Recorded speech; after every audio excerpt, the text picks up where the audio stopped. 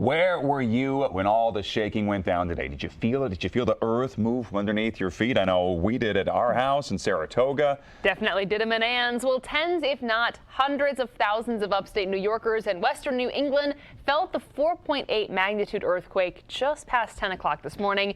The question now becomes, how likely is a follow-up quake? Dan Levy spoke with an RPI professor about that possibility today. Dan joins us live with what he found out. Dan. Hello, Rachel. Hello, Steve. First of all, what you need to know is that compared with other earthquakes that have occurred around the world in recent history, the 4.8 quake centered in New Jersey, according to RPI geophysics professor Stephen Roeckert, is a pipsqueak event.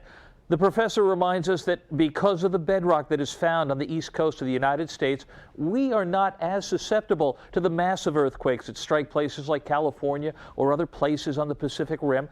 But if you happen to be near the epicenter of a 4.8 earthquake, he says, you are much more likely to feel that jolt or to sustain some sort of property damage. The quake that was felt here in the capital region today happens to be the third largest felt in upstate New York in the last 75 years. And so I asked the professor, now that we've experienced this quake, one this large, have we increased the likelihood of another relatively strong earthquake here? And if so, how large?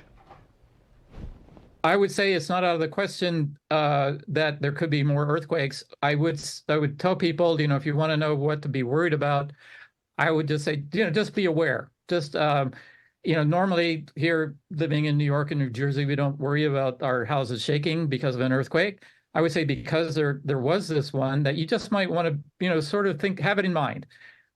So, just know that it could happen. And it's more probable now than most days, right? But in terms of telling exactly what's going to happen, nobody can do that. Okay, well, today's earthquake comes at a time when climate change is causing more and more extreme weather conditions, such as hurricanes, floods, and wildfires.